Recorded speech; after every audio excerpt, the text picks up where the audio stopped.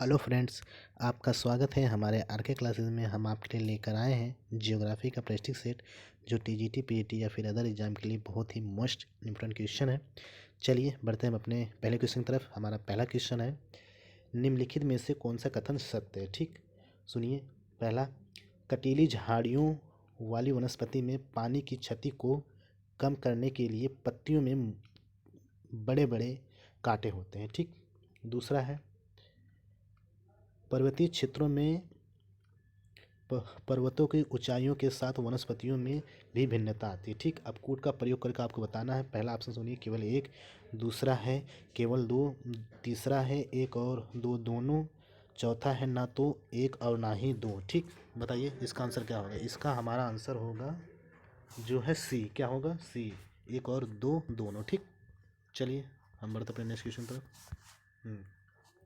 हमारा अगला क्वेश्चन है, हमारे देश के अधिकांश भाग में किस प्रकार के वन पाए जाते हैं। ठीक है, हमारे देश में अधिकांश किस प्रकार के वन पाया जाता है, आपको ये बताना है। ठीक, पहला ऑप्शन है उष्णकटिबंधीय वर्षा वन। दूसरा है उष्णकटिबंधीय पतझड़ वन। तीसरा है पर्वतीय वन। चौथा है मैंग्रोव वन। ठीक है, इसमें कौन सा आंसर होगा? इसका हमारा आंसर होगा उष्णकटिबंधीय पतझड़ वन। ठीक, दूसरा। ठीक, चलिए हम बढ़ते अपने नेक्स्ट क्वेश्चन तक।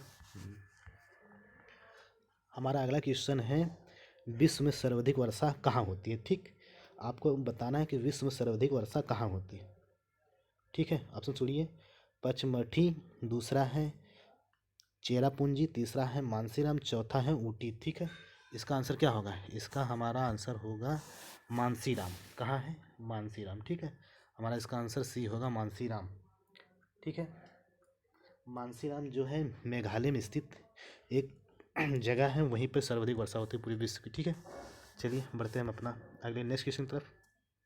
अगला क्वेश्चन है, किसी स्थान की जलवायु के निर्धारण में कौन कौन से कारक महत्वपूर्ण होते हैं। ठीक है, आपको ये बताना है कि किसी स्थान में जलवायु के निर्धारण में कौन कौन से कारक महत्वपूर्ण होते हैं। ठीक है, पहला है स्थान की स्थिति। दूसरा है ऊंचाई।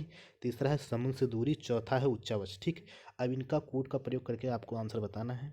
ठीक है, पहला ऑप्शन है एक और दो, एक कामा दो और तीन। तीसरा है दो, सॉरी, दूसरा है दो कामा तीन एवं चार।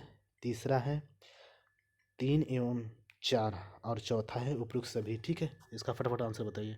इसका हमारा होगा उपयुक्त सभी होगा। ठीक है, ये सभी कारक जो है जलवायु निर्धारण के लिए महत्वपूर्ण है। ठीक है, चलिए हम बढ़ते हैं अपने नेक्स्ट क्वेश्चन पर। हमारा अगला क्वेश्चन है, क्या है?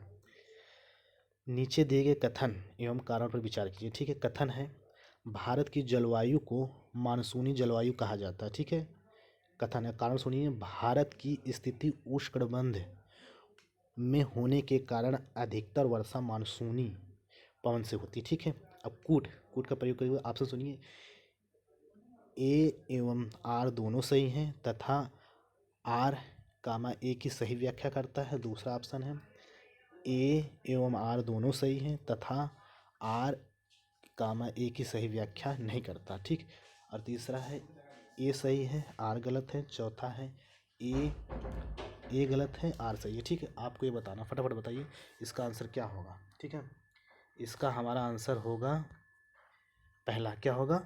पहला क्या है? ए एवं आर दोनों सही हैं तथा आर कामा ए की सही व्याख्या करता। ठीक है, चलिए हम बढ़ते अपने नेक्स्ट क्वेश्चन तरफ। हमारा अगला क्वेश्चन है,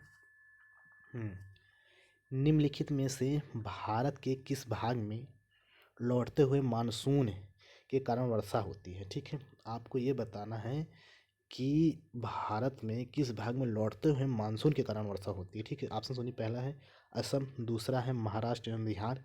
तीसरा है बंगाल एवं राजस्थान। चौथा है तमिलनाडु एवं आंध्र प्रदेश। बताइए किस में लौटते हुए मानसून में वर्षा होती है। ये हमारा इसका आंसर होगा हमारा चौथा। कौन सा होगा? तमिलनाडु एवं कौन होगा? तमिलनाडु एवं आंध्र प्रदेश। ठीक है, चलिए बढ़ते हैं अपने नेक्स्ट क्वेश्चन तरफ। हमारा अगला क्वेश्चन है, मानसून शब्द की उत्पत्ति किस भाषा से हुई है। ठीक है, फिर सुनिए, मानसून शब्द की उत्पत्ति किस भाषा से हुई है। पहला है अरबी भाषा। दूसरा है फारसी भाषा। तीसरा है लैटिन भाषा।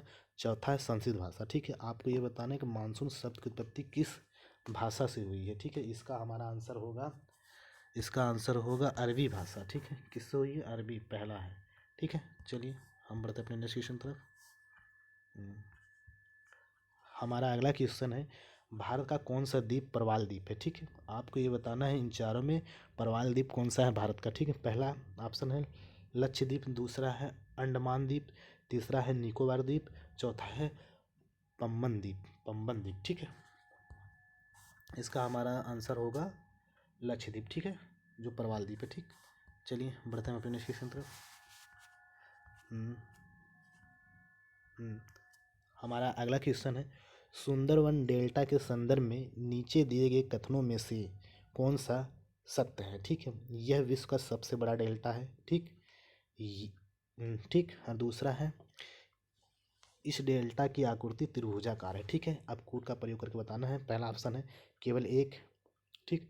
दूसरा ऑप्शन है केवल दो, तीसरा ऑप्शन है एक और दो दोनों, और चौथा ऑप्शन है ना तो एक और ना ही दो, ठीक है। अब इसका आंसर बताइए आप लोग कौन सा होगा, फटाफट बताइए। इसका हमारा आंसर होगा एक और दो दोनों, ठीक है, सी वाला, ठीक। चलिए बढ़ते हैं अपने नेक्स्ट क्वेश्चन तरफ। ये हमारा आखिरी और लास्ट क्वेश्चन है। चलिए, नीचे दिए गए नदियों के नाम को ध्यान से देखिए। पहला है पहला है महानदी, दूसरा है गोदावरी नदी, तीसरा है कृष्णा नदी, चौथा है कावेरी नदी। उपरोक्त में से कौन सी नदियाँ डेल्टा बनाती हैं? इन चारों में कौन सी नदियाँ डेल्टा बनाती है, ठीक है। पहला ऑप्शन है केवल एक कामा दो एवं तीन, दूसरा है केवल दो कामा तीन एवं चार, चौथा है तीसरा है केवल दो एवं चार, और चौथा उपरोक्त सभी। बताइए इन चारों में कौन सी नदियाँ डेल्टा बनाती हैं? फटाफट इसका आंसर दीजिए। इसका आंसर होगा हमारा डी होगा। कौन सा होगा? उपरोक्त चारों, मतलब कौन कौन सी? महानदी, गोदावरी, कृष्णा, कावेरी, ये चारों जो है डेल्टा का निर्माण करते हैं, ठीक है। इसी के साथ ये हमारा क्वेश्चन समाप्त होता है। फिर मिलेंगे हम आपको अगले नेक्स्ट क्वेश्चन के साथ।